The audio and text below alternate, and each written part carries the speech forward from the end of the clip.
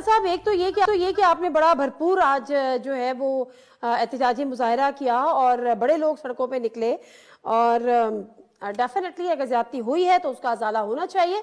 आपका मुतालबा ये है कि इलेक्शन की जहां जहां ज्यादती हुई है उनका अजाला हो, या आप समझते हैं कि पूरे इलेक्शन को कलअदम करार दें और दोबारा से इलेक्शन हो? देखें, सबसे पहले तो आपका शुक्रिया। हम पिछले एक हफ्ते से एहतजाज कर रहे हैं। जुम्मा वाले दिन से हम सड़कों पर हैं, रोजाना मुजाहरे हो रहे हैं। लेकिन चलें, देर आयत दुरुस्त आयत, आज हमारे धरने नजर आना शुरू हो गए हैं। हमारा मुतालबा तो पूरे मुल्क के हवाले से यही है कि पूरे मुल्क के अंदर JUI का मैंडेट चोरी हुआ है और इंतखाबात बोगस और फेक हुए हैं और इनको कलअदम करार दिया जाना चाहिए। अच्छा। लेकिन अगर सिंध की आप बात करें तो सिंध के अंदर भी आज जो पीर साहब पगाड़ा की क़यादत में एक बहुत बड़ा मुजाहिरा हुआ जिसमें लाखों लोग थे, उसमें भी तमाम जमातों की तरफ से इंतखाबात को कलअदम करार देकर असर-ए-नो इंतखाबात का मुतालबा सामने आया है। ओके, तो ये इसमें मौलाना फजलुर रहमान साहब की तायीद शामिल है कि इंतखाबात को मुकम्मल तौर पे कलअदम करार दिया जाए, इन इंतखाबात को? यकीनन मौलाना फजलुर रहमान साहब अपने प्रेस कॉन्फ्रेंस में ये बात कह चुके हैं और आज ये बात पीर साहब पगाड़ा ने भी की है, जमात इस्लामी ने भी की है, कौम परस्त जमातों ने भी की है। ओके, चलें, अब ठीक है। अब जरा मुझे बताएगा कि कल मौलाना साहब ने एक बड़ा धमाका किया है नदीम मलिक साहब के साथ को इंटरव्यू देते हुए। उन्होंने कहा जी जो तहरीक अदम एतमाद आई थी वो जनरल बाजा साहब के कहने पे आई थी। उस वक्त उन्होंने जनरल फैज़ का नाम लिया, आज उन्होंने उसकी तस्हीह की। उन्होंने कहा नहीं जी मेरे मुंह से गलत निकल गया, वो पुराने वाले नहीं नए वाले थे। तो सर ये जो अगर सच बोला है, हम मान लेते हैं सच बोला है, मौलाना साहब बात कर रहे हैं जो है वो गलत बयानी तो नहीं हो सकती, लेकिन ये इतना देर से क्यों बोला? देखें, मैं समझता हूँ कि मौलाना फजलुर रहमान साहब जैसा मोतदिल ज़ीरक सियासतदान जिसने इस जमहूरियत के लिए, इस आइन के लिए, इस पाकिस्तान के लिए, इस पार्लियामान के लिए जितनी बड़ी कुर्बानियां दी हैं, मुझे नहीं मालूम कि किसी और जमात ने इतनी बड़ी कुर्बानियां दी होंगी। 3 खुदकुश धमाके मौलाना साहब पर, हैदरी साहब पर, अकरम खान दुरानी पर। मैंने अपने वालिद का गोलियों में छलनी जनाजा उठाया। एक एक जलसे में हमने 80 अपने कारकुनों के एक जगह से जनाजे उठा दिए। जुर्म ये था कि जो धमाका करता था वो अगले दिन जाके ये स्टेटमेंट जारी करता था कि हमने इसलिए मौलाना पे धमाका किया है कि मौलाना साहब जमहूरियत की बात करते हैं और इस्लाम से मुनारिफ हो गए हैं। तो जब आप इतनी बड़ी सजा भी भुगते हैं और उसके बाद आलमी कुव्वतों के कहने पर आपको दीवार से लगाया जाए, हम समझते हैं कि 2000 मौलाना फजलुर रहमान का इलेक्शन एक वोट से रह गए थे, तो उसके बाद पूरी दुनिया तिलमिला उठी कि एक मौलवी इतने बड़े फिगर पे पहुंच गया पाकिस्तान में। तो तवातुर के साथ 2008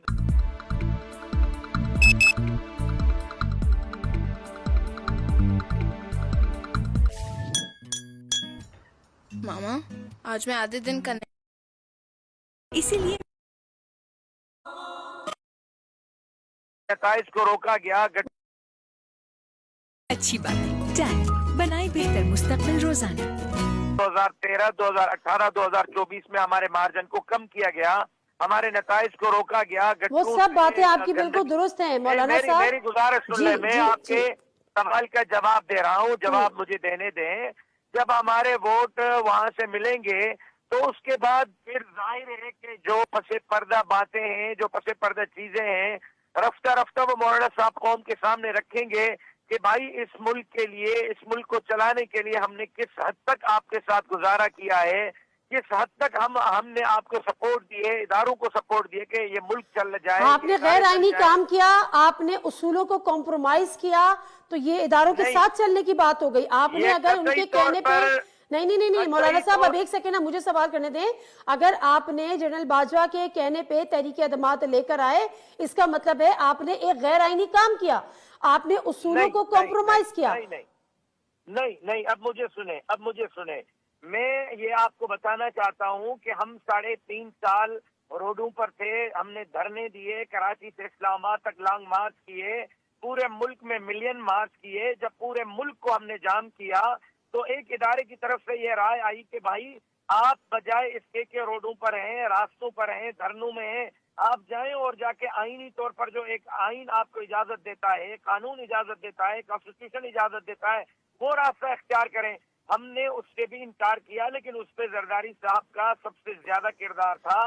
پھر یہ آپ اس دھرنے کی بات کر رہے ہیں جو آپ لوگوں نے دیا تھا, اس کے بعد جو ہے وہ جو کہ ناکام ہی ہوا جب نئی پی ٹی آئی کی گورنمنٹ آئی تھی, بنی تھی 2018. مجھے نہیں پتا کہ وہ آپ نے کس نظر سے دیکھا ہے کہ وہ کامیاب تھا یا ناکام تھا. اگر آپ کو میں ڈرون نہیں تو کس کے کہنے پہ اٹھا تھا وہ جلسہ کیوں ختم کیا؟ ناکام ہی تھا نا سر. کس کے کہنے پہ گھروں کو لوٹ گئے تھے آپ لوگ خاموشی سے؟ مجھے یہ بتائیں کہ آج پیر صاحب پگاڑا نے دھرنا ختم کیا, وہ کس کے کہنے پہ ختم کیا؟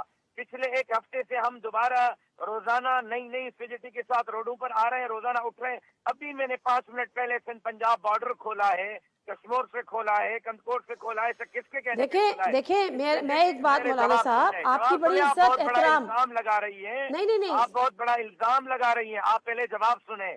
ہم اپنی اسٹریٹجی خود طے کرتے ہیں, کب بیٹھنا ہے, کہاں بیٹھنا ہے, کہاں اٹھنا ہے. ابھی آپ نے کہا نا ایک ادارے کی طرف سے رائے آئی. پلیز آپ سننے کا حوصلہ رکھیں, سننے کا حوصلہ رکھیں. جی سر. آپ سننے کا حوصلہ رکھیں. ہمارا دھرنا اس وقت تک چلتا رہا, ہماری تحریک اس وقت تک چلتی رہی جب تک عمران احمد خان نیازی کو ہم نے گھر چلتا نہیں کیا. وہ گھر گیا, اس کے بعد ہماری تاریخ ختم ہوئی. بالکل ٹھیک ہے. ہم خود طے کر رہے تھے کہ کہاں بیٹھنا ہے, کہاں اٹھنا ہے, ٹھیک ہے سر. آپ کا بڑا احترام, بہت احترام ہے آپ کا. صرف یہ پوچھنا چاہ رہی ہوں کہ اگر اس وقت ایک ملک کے چیف آف آرمی اسٹاف یعنی ہمارے فوج کے سربراہ نے آپ کو کہا, تو ان کا تو سیاست میں کوئی رول نہیں ہونا چاہیے تھا. آپ کو اس سے کہنا چاہیے تھا کہ جی آپ کا سیاست میں کوئی رول نہیں ہونا چاہیے اور یہ غیر آئینی ہے. نہ کہ آپ نے یہ کہا, بلکہ آپ ان کے کہے ہوئے پہ عمل کرنے چلے گئے. میرا صرف یہ سادہ سا سوال ہے سر. جی اب آپ سادہ سے سوال کا سادہ سا جواب سن لیں. عمران احمد خان نیازی کو بڑی سادگی سے لانے والے وہی باجوہ صاحب تھے.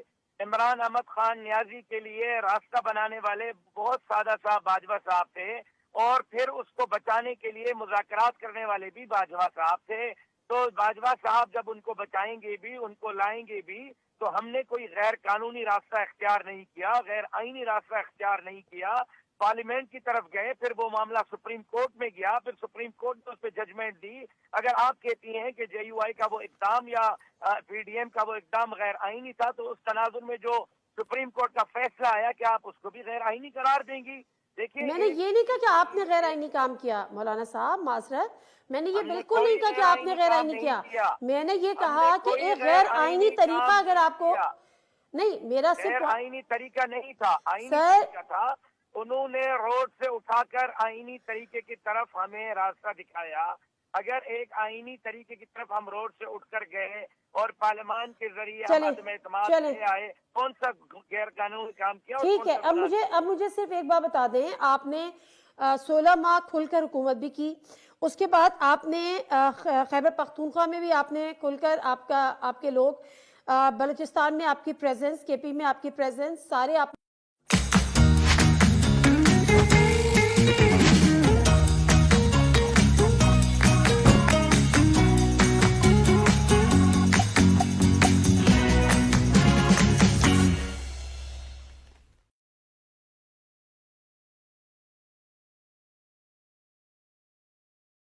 جی میں پے کر دوں گا.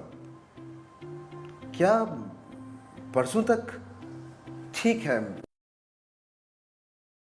اور حکمرانی کرنے دیں, اس میں مداخلت نہ کریں, عوام کا مینڈیٹ نہ چرائیں. عوام نے جن کو منتخب کیا ہے ان کو جو ہے آپ مہربانی کر کے لائیں اور ان کے مینڈیٹ پر جو ہے ڈاکہ نہ ڈالیں. اگر آپ یہ کہہ رہے ہیں کہ ابھی بہت کم سچ بولا ہے مولانا صاحب نے. جی میں یہ کہہ رہا ہوں. اس سے زیادہ بھی کچھ ہے؟ بہت کچھ ہے. یعنی اس کا مطلب ہے اس سے زیادہ ایسا وہ کیا ہو کہ آپ کے لیے وہ کام کر دیا جائے, ورنہ مولانا سے زیادہ سچ بولیں گے. ہمارے لیے آپ یہ کریں کہ ہمیں لاڈلا نہ بنائیں. آپ نے 2018 میں ایک لاڈلا بنایا تھا, 2024 میں آپ نے 4 لاڈلے بنائے ہیں. آپ سر وہ 4 کون ہیں؟ سر اگر بصد احترام یہ پوچھ سکتی ہوں کہ وہ 4 لاڈلے کون ہیں؟ عمران احمد خان نیازی کے پی کے کا لاڈلا ہے, اور جناب آصف علی زرداری صاحب اندرون سندھ کے لاڈلے ہیں, متحدہ قومی موومنٹ کراچی کی لاڈلی ہے، مسلم لیگ نون پنجاب کی لاڈلی ہے. 4 لاڈلے آپ نے ہمارے اوپر مسلط کیے. ہم یہ چاہتے ہیں کہ ہمارا جو مینڈیٹ ہے وہ ہمیں واپس کیا جائے. جہاں عوام نے ہمارے اوپر اعتماد کیا ہے وہ ووٹ ہمیں دیا جائے. ہمارے مینڈیٹ پر ڈاکہ نہ ڈالا جائے. نہ ہمارے لیے آپ کوئی راستہ بنائیں، نہ ہمارے لیے ٹپے بازی کریں، نہ ہمارے کہنے پہ آروز لگائیں، نہ ڈی آر اوز لگائیں، نہ کیئر ٹیکر وزیر اعلیٰ لگائیں. لیکن آپ عوام کو آزاد کریں. عوام جہاں تو جس طرح سر اگر چاہے. ٹھیک ہے، بات آپ کا مطالبہ 100% درست ہے. خیبر پختونخوا میں آپ کا ووٹ پی ٹی آئی نے چوری کیا ہے یا پی ٹی آئی کے ذریعے چوری کرایا گیا ہے؟ نہیں، ہمارا ووٹ چوری ہوا ہے. اس وقت ہماری شکایت اس معاملے پہ نہ پی ٹی آئی سے ہے، نہ پیپلز پارٹی سے ہے، نہ مسلم لیگ نون سے ہے. سر لیکن الیکشن مولانا کمیشن صاحب تو سے انہی ہے. سے ہارے ہیں نا، پی ٹی آئی سے ہارے نا، علی امین گنڈا پور صاحب سے ہارے ہیں. ہارے نہیں ہیں، ہروائے گئے ہیں. ہارنا اور ہروانے میں فرق ہے. میں چیلنج کرتا ہوں کہ آپ حلقے کھولیں، ان 10-15 حلقوں کے انگوٹھے کے نشان چیک کریں. ڈیرہ اسماعیل خان کو بھی چیک کریں، لاہور کو بھی چیک کریں، لاڑکانہ کو بھی چیک کریں.